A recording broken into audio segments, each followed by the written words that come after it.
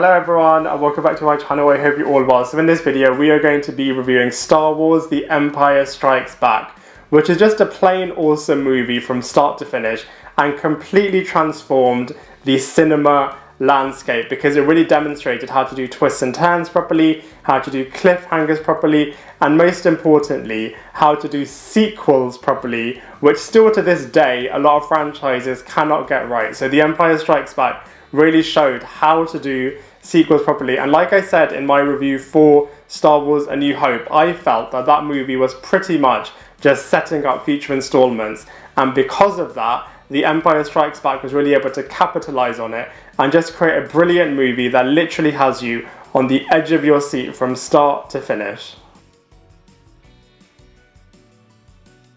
So the plot of this movie is set 3 years after the end of A New Hope, and the Rebel Alliance have now escaped to a new icy planet called Hoth, and one day Luke Skywalker is out and gets attacked by a Wampa creature, which I can only describe as kind of being like a massive bear with a bit of space, supernatural, sci-fi-esque vibe to this little creature, and it's kind of hanging Luke Skywalker. You don't really know what he's going to do with Luke, but then Luke is able to escape by using both the Force and his lightsaber, and accidentally kind of cuts off the arm of this Wampa creature. And I don't know if you've noticed before, but that incident kind of follows Luke throughout the rest of this movie and kind of comes back to bite him. So I feel like, you know, Star Wars was also one of the first movies that really demonstrated the karma principle as well. But anyway, going back to the film, the Empire are desperate to try and find the rebels, so they are kind of exploring the entire galaxy,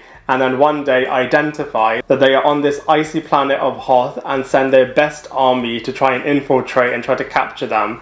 The Rebel Alliance managed to escape, and then that is kind of the precursor and setup of this film, because it's a lot of cat and mouse and kind of the rebels thinking that they have one over of the Empire, and then the Empire kind of doing loads of twists and turns to kind of prove them wrong, and it's just a really interesting kind of cat and mouse device. And then at the same time, Luke Skywalker has his own storyline, which I thought was quite good in terms of having the characters kind of split up. And then Luke Skywalker is kind of being Jedi trained by both the ghost of Obi-Wan Kenobi and also the brilliant newcomer character for this film at least, which was Yoda, who is the Jedi Master and is kind of training Luke both in terms of physical and psychological strength. And then we have the classic confrontation between Darth Vader and Luke Skywalker. So in terms of the plot of this movie, it's only 2 hours long, but they pack in quite a lot in terms of seeing loads of different planets, having loads of chase and battle sequences, having loads of twists and turns, having loads of iconic confrontations, having loads of training. So it really is a really cool and solid story from start to finish that, like I said before, really does have you on the edge of your seat. So in terms of the characters of this movie, I think they are way better than they were in Star Wars A New Hope. They're actually really relatable, and you're just kind of really wanting to support them, and you're kind of with them in all of their different twists and turns scenes in this movie. So I just feel like, you know, from a character comparison point of view, they're really strong in this film. But yeah, let's review them one by one. So Luke Skywalker first, played by Mark Hamill, was just so much better in this film than he was in the first film. The first film, like I said in that review, he was just really whiny, really annoying, and just a character that you really couldn't really get behind. Whereas in this film, he's actually super relatable. So for example, he doesn't really believe in himself. He kind of needs coaching and support and convincing from people that kind of have more insight than him. He gets really impatient. He's really supportive towards his friends, and he also needs to face up to his demons, which is also something that everyone can really relate to.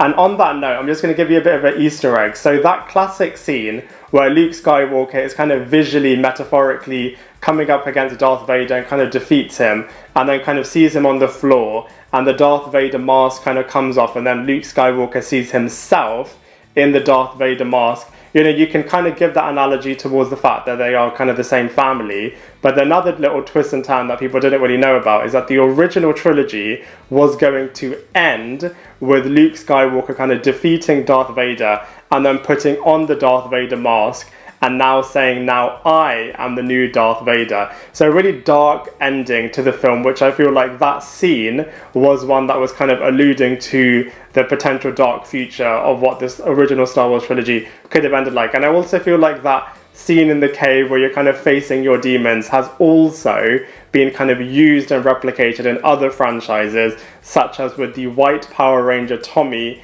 in Power Rangers. He kind of has a scene in the cave where he's kind of facing up to his demons. So I just feel like, you know, for all of those reasons, Luke Skywalker is a much better kind of protagonist. He's in great kind of battle and chase sequences in this film, and I feel like, you know, he's kind of learnt the wisdom from Obi-Wan Kenobi and Yoda, and he's able to kind of lead the way in a lot more better way in this film than he did in the first film.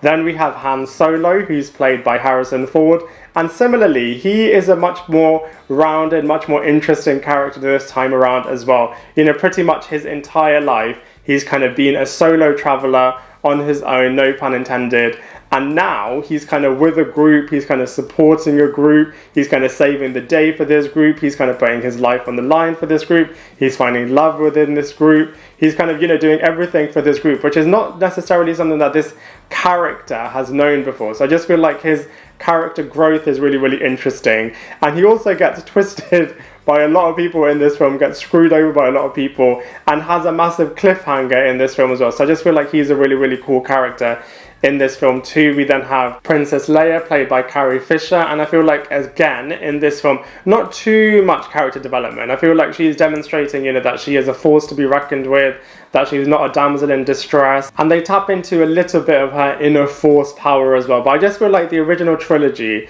it was just really annoying that they didn't kind of push more towards the Jedi aspect of this character, which would have been really, really cool. Speaking of Jedis, we also have Darth Vader, who kind of went to the dark side, and they kind of really explore that aspect of his character as well, while also exploring just how much of a ruthless villain this guy is. Anyone who kind of doesn't meet like 10 out of 10 standard for him within his own team, he's happy to kind of just kill them and kind of get a replacement. So you really do kind of feel fear for anyone that kind of comes across this character. He's also incredibly ruthless and kind of giving away Han Solo just so that he can kind of get a bit closer to Luke Skywalker. And then obviously that massive twist with Darth Vader and Luke Skywalker. I just feel like, you know, that character just really demonstrated how to do villains properly, and it's just a really gripping and formidable villain that you're just kind of really feeling the intensity for the people that he's kind of up against, because, you know, this guy will just do anything and everything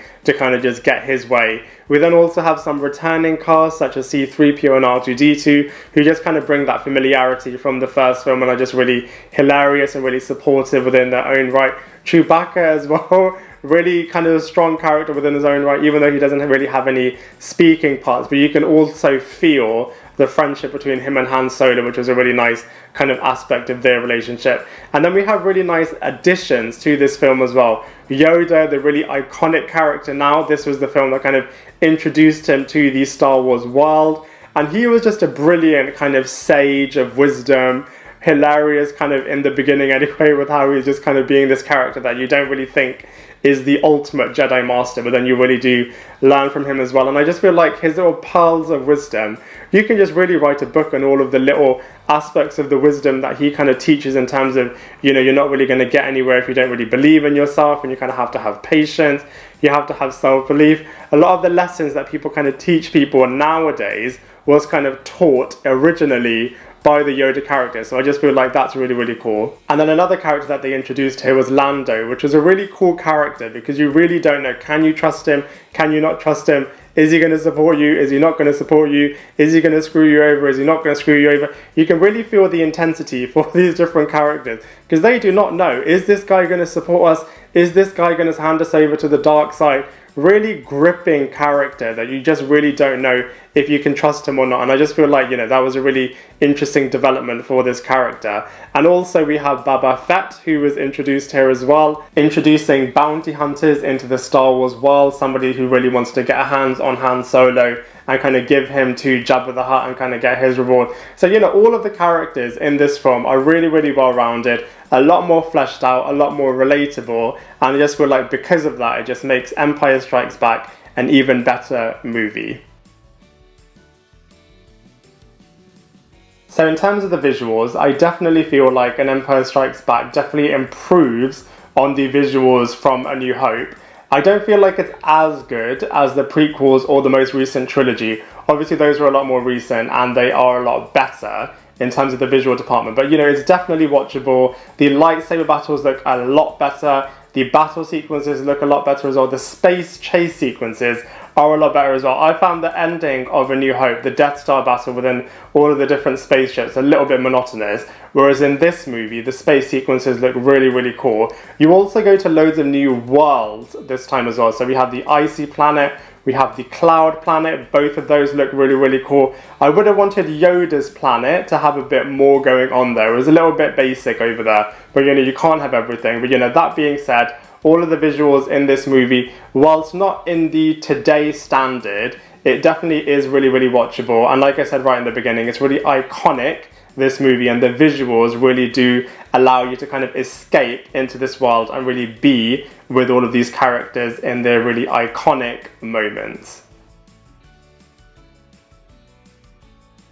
Like I just said, in terms of comparisons, I definitely feel like Star Wars An Empire Strikes Back is probably the best Star Wars film ever created. Out of the different trilogies and the little spin-off movies, the spin-off different series, I just feel like this is definitely the best kind of output that Star Wars have created because of all of the different twists and turns, because of the great character development, and like I said just now, all of the different places that they went to as well. I want to watch Star Wars because I want to see all of the different really cool planets and galaxies and all of this sort of stuff, and they really show you two really, really nice places, the icy world and then the planet that's up all in the clouds, kind of a little bit like Skies of Arcadia. I don't know if anyone's played that game, but it definitely gave me vibes from there, and I just feel like because of that, it just definitely is the best Star Wars film. And just that brilliant cliffhanger, iconic battle as well with Darth Vader and Luke Skywalker, what happens with Han Solo and all the different characters, kind of leaving you a little bit hopeless as well. I definitely feel like, you know,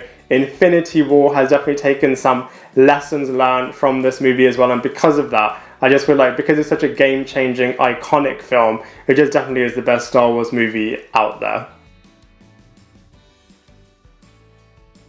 Overall, I really enjoyed Star Wars An Empire Strikes Back. It was so much better than Star Wars A New Hope, which kind of left me a little bit disappointed with the whole franchise, but An Empire Strikes Back definitely transformed all of that. I really liked all the character development, really liked all the visuals, really liked all the storyline aspects, just really liked how they kind of continued the storyline that they started and then just kind of leapt forwards even more in the Return of the Jedi film. But you know, I just feel like An Empire Strikes Back still to this day is really, really iconic, really, really classic, really, really game-changing. That's not to say it's the best movie ever created. There definitely are better movies out there, but I just feel like it's such a great one to watch, and you know, it's just one that everyone remembers, and had that brilliant, hilarious scene from The Simpsons as well, where they're remembering back in time where Homer kind of was watching the movie and then is kind of walking out the cinema and then kind of broke the twist when he's talking to Marge, and then everyone who's queuing up for the film is getting really, really angry. So, you know, I just feel like it's so iconic for so many different reasons, and for all of those reasons, I have to give this movie a solid 8 out of 10. I'd love to hear what you think, so please let me know in the comment section below. Otherwise, I look forward to seeing you in my next video.